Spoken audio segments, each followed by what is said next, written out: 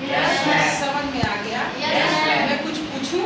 अच्छा, अब बताइए मैं क्या लिख रही हूँ? क्या लिख रही हूँ? हथौड़ी या हथौड़ा। ठीक है, ये किस चीज से बना है? किस चीज से बना है? लोहा से बनता है ना? लोहा क्या है?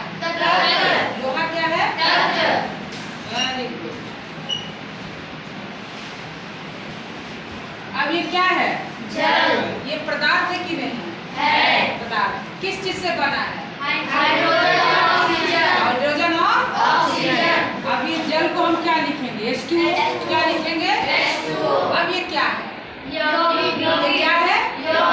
क्योंकि ये दो तत्वों से बना है ना, सिंगल से नहीं बना। ये क्या हो गया? ये क्या हो गया? यौगिक। ठीक है, अब ये पदार्थ है। ये पदार्थ है। ये किस चीज से बना है? इसमें बहुत सारे क्या लिए हुए हैं? गैस। गैस क्या है? तत्व। गैस क्या है? तत्व। ये कौन सा पदार्थ हुआ? मिश्रण। इतना बात समझ में आ गया? अब हम लोग परमाणु पढ़ेंगे। आप परमाणु देखिए। लोहा क्या है? एक तत्व है। लोहा क्या है? ये तत्व। अब ये मान लो ये लोहा का क्या है? टुकड़ा। ये लोहा का क्या है? टुकड़ा। अब इसको हम तोड़ना शुरू करते हैं। क्या करेंगे? तोड़ना। इतना तोड़ेंगे कि ये छोटे छोटे कण हो जाएंगे। इसके क्या हो जाएंगे? अब छोटे छोटे कण होने के बाद भी हम मानेंगे नहीं, इसको माइक्रोस्कोप से क्या करेंगे? देखेंगे। माइक्रोस्कोप से देखेंगे और उसके बाद भी इसको क्या करेंगे? तोड़ेंगे। इसके बाद भी इसको क्या करेंगे? ऐसे ऐसे ऐसे ऐसे छोटे छोटे ये क्या हो जाएंगे? कण। छोटे छोटे क्या हो जाएंगे? कण। जब माइक्रोस्कोप से देखने के बाद भी तोड़ने के बाद ये नहीं टूटेगा, तब इसको हम कहेंगे कि ये क्या है? परमाणु। ये क्या है? परमाणु। आपके बात समझ में? यानी कि तत्व का छोटा कण क्या होता है? परमाणु। इतना बात समझ में आया? छोटा से छोटा कण क्या होता है? परमाणु। अब ये एक छोटा सा जो कण है ये परमाणु। ये छोटा सा कण क्या हो गया? इतनी बात समझ में आई कि नहीं? छोटा सा कण क्या हो गया? परमाणु हो गया। और जब दो से अधिक एक साथ मिल जाएंगे, कौन? परमाणु। जब दो या दो से अधिक परमाणु एक साथ मिल जाएंगे तो इसको हम कहेंगे ये अणु। ये क्या हो गया? अणु। इतनी बात समझ में आई कि नहीं? कि तत्व को जब हम तोड़ेंगे तो उसके छोटे से छोटे कण को हम क्या करते हैं? परमाणु कहते हैं। और जब तत्व समूह में आ जाएगा दो या दो से अधिक तो उसको हम अणु कहते हैं। समझ में आया परमाणु की? दिक्कत कि मतलब आपका परमाणु क्या है?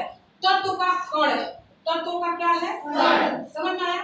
अब आप मुझे ये बताइए, ये जो तत्व होते हैं, जैसे ये लोहा का तत्व है, तो लोहे के तत्व के जो परमाणु होते हैं उसके गुण भी क्या होंगे? समान।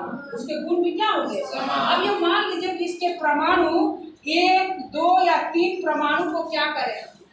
मिलाएंगे तो ये क्या बनेगा? क्या बनेगा? अणु। तत्व का अणु बनेगा। ये क्या बनेगा? तत्व का अणु। तत्व का क्या बनेगा? ये अणु। समझ में आ रहा है की बात? इसीलिए मैं पहले पूछी हूँ कि लोहा हथौड़ा क्या है? तत्व है। तो यानी तत्व के पास एक ही चीज होता है। लोहा है तो लोहा है, सोना है तो सोना है, चांदी है तो चांदी है। तो जब तत्व के अणु होंगे तो उसको हम क्या कहेंगे? तत्व के अणु। एक ही तत्व के। लेकिन मान लो अभी आपको पढ़ाएंगे ना, जल पढ़ाएंगे, हाइड्रोजन और ऑक्सीजन, तो दो तत्व हो गए इसमें। दो तत्व हो गए तो दो तत्व के परमाणु मिले। तो जब दो तत्व के परमाणु मिलेंगे तो उसको क्या कहेंगे? यौगिक के। इसको क्या कहेंगे? यौगिक के अणु। इतनी बात समझ में आ रहा कि नहीं? यौगिक के अणु। तो हमको परमाणु में बस क्या पढ़ना है?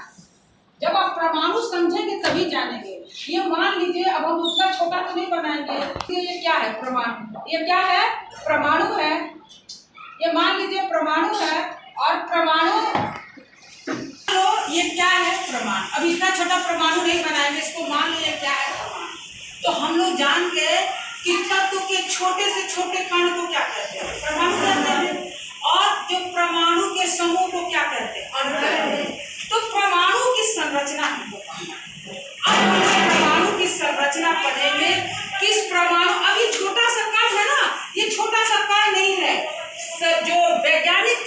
रिसर्च किए तो क्या पता किए कि यदि अब इस कण के अंदर भी क्या है, हमारा प्रोटॉन है। तो कुछ ने कहा कह रहे इसके चारों तरफ इलेक्ट्रॉन है, कुछ ने पता क्या कह रहे इलेक्ट्रॉन नहीं न्यूट्रॉन भी है। प्रोटॉन जो है धनावेशी मतलब पॉजिटिव है, इलेक्ट्रॉन जो है ऋणावेशी यानी निगेटिव है, और जो हमारा न्यूट्रॉन है वो उदासीन है, ना निगेटिव है ना पॉजिटिव है। आप लोग जानते हैं कि शांत लोग बहुत खतरनाक होते हैं कि नहीं। शांत लोग को अगर जो आप छेड़ देंगे, जैसे मधुमक्खी शांति से क्या रहती है, बैठे रहती है ऐसा ना, छेड़ देंगे तो मुंह नाक नोच के बराबर कर देंगे, सब कर देंगे ना। उसी तरह से हमारा न्यूट्रॉन क्या है, उदासीन है, लेकिन इसको जहां आप डिस्टर्ब करेंगे वहां वो आपको क्या कर देगा, परेशान कर देगा।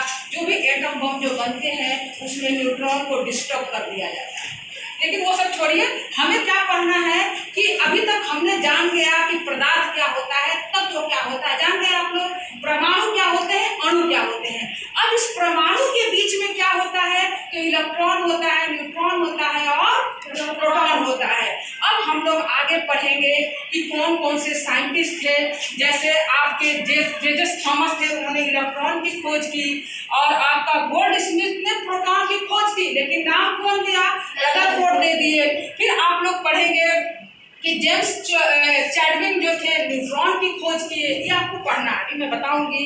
फिर आप लोग को इनके मॉडल को पढ़ना है, जे परमाणु मॉडल, रदरफोर्ड नाभिकीय मॉडल, नील्स बोर मॉडल पढ़ना है। फिर हम लोग पढ़ेंगे कि परमाणु की संख्या जो होती है उसको हम इस जेड से सूचित करते हैं। फिर हमारे द्रव्यमान का जो भार होता है इसको A=P+N से इसको क्या करते हैं, सूचित करते हैं। फिर आपको समस्थानिक पढ़े हैं, आयन पढ़ेंगे, हम चैप्टर में धीरे धीरे इसको पढ़ेंगे। लेकिन क्या प्रोटॉन समझ में आ गया? प्रोटॉन समझ में आ गया तो ये सब कुछ आपको बस मॉडल ये लोग अपनी अपनी व्याख्या किए हैं कि कहाँ न्यूट्रॉन होता है, कहाँ प्रोटॉन होता है, कहाँ इलेक्ट्रॉन होता है, उसको हम समझेंगे। आगे बात समझ में ठीक है।